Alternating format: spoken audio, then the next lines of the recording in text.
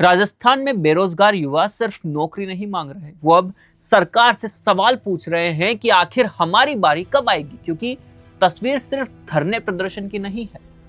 एक तरफ सरकार कहती है कि हजारों नौकरियां दी जा रही है और आने वाले समय में शिक्षा और चिकित्सा विभाग में बड़ी भर्तियां निकलेगी, लेकिन दूसरी तरफ हजारों अभ्यर्थी कह रहे हैं कि भर्ती निकलने से नौकरी मिलने तक का इतना लंबा इंतजार आखिर क्यों।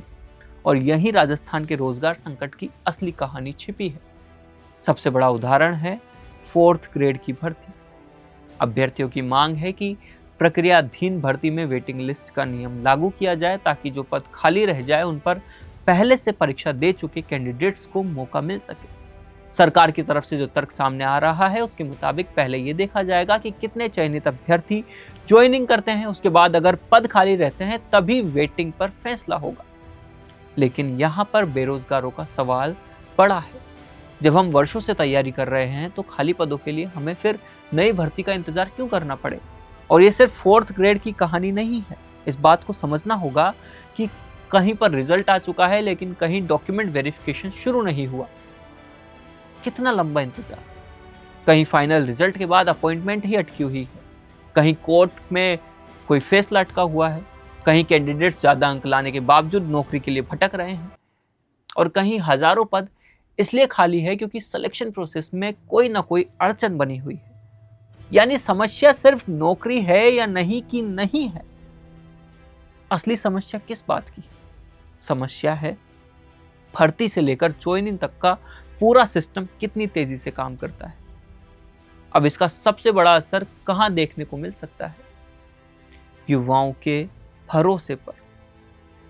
क्योंकि एक कैंडिडेट 22 साल की उम्र में तैयारी अगर मान लो शुरू करता है तो फिर एक परीक्षा का इंतजार वो करता है, उसके बाद फिर नोटिफिकेशन आता है, फिर उसकी तैयारियां शुरू होती है, फिर उसके बाद वो एग्जाम के लिए प्रिपरेशन करता है, फिर रिजल्ट आता है, फिर डॉक्यूमेंट वेरिफिकेशन, फिर ज्वाइनिंग।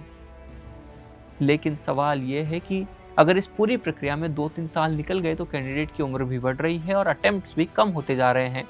और कई मामलों में तो ऐसा देखा गया है कि 2-3 नहीं, लगभग 10 साल, 12 साल, 6 साल, 8 साल के बाद बच्चों को ज्वाइनिंग मिल रही है। और यही वजह है कि आज बेरोजगारों का गुस्सा सिर्फ सरकार से नहीं है, पूरे रिक्वायरमेंट सिस्टम से है। और इसमें एक गंभीर मामला भी है, स्कूल लेक्चरर भर्ती का 40% क्वालिफाइंग क्राइटेरिया। राजस्थान के कई स्कूलों में टीचर्स की जरूरत है, छात्र प्रदर्शन कर रहे हैं कि उन्हें शिक्षक चाहिए, लेकिन दूसरी तरफ क्वालिफाइड कैंडिडेट सिलेक्शन प्रोसेस पर सवाल उठा देते हैं। कैंडिडेट्स का दावा है कि सिलेबस और क्वेश्चंस को लेकर क्लैरिटी ही नहीं है।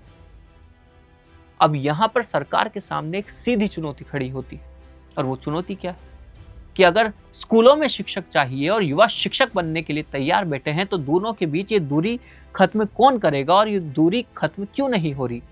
इसलिए विद्या संबल जैसी टेम्परेरी व्यवस्थाओं पर भी सवाल उठते हैं। सरकार क्या कहती है?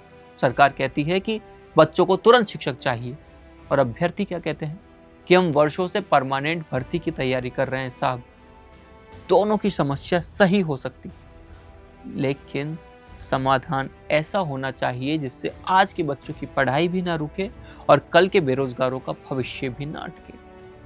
और यहीं से ये मामला सिर्फ रिक्वायरमेंट का नहीं हो जाता, बल्कि राजनीति बन जाता है। और यही सबसे गंदी चीज है, क्योंकि राजस्थान में निकाय और पंचायत चुनाव आने वाले हैं। युवा एक बड़ा वोटर वर्ग है। हजारों अभ्यर्थियों को अगर ऐसा लगता है कि उनकी समस्या सुनी नहीं जा रही तो इसका राजनीतिक असर होना तय होगा। बीजेपी के लिए चुनौती यह भी बड़ी है क्योंकि सरकार के पास अब सिर्फ ये बताने का विकल्प नहीं है कि इतनी नौकरियां दी। सरकार को यह भी बताना होगा कि कितने पद खाली हैं, कितने कैंडिडेट्स वेटिंग लिस्ट में है, कितनी भर्तियों में डॉक्यूमेंट वेरिफिकेशन अभी तक अटका हुआ है, कितने मामले कोर्ट में है, और ज्वाइनिंग में इतनी देरी क्यों हो रही है। क्योंकि युवा सिर्फ वैकेंसी काउंट नहीं देख रहा, वो देखता है मेरी नौकरी आखिर मेरे हाथ में कब आएगी। इतने सालों की तपस्या, इतने सालों की मेहनत, फिर भी कुछ हाथ में नहीं। और अगर सरकार इस सवाल का जवाब समय रहते नहीं देती तो राजस्थान में रोजगार सिर्फ एक प्रशासनिक मुद्दा नहीं रहेगा, यह आने वाले चुनावों का सबसे बड़ा राजनीतिक मुद्दा बन सकता है। सुनो सुनो सुनो भैया, विधायक को तो जानते होंगे, सांसद को तो जानते होंगे, मंत्री संतरी मुख्यमंत्री, लेकिन अब समय आ गया है पार्षद की बात करने का।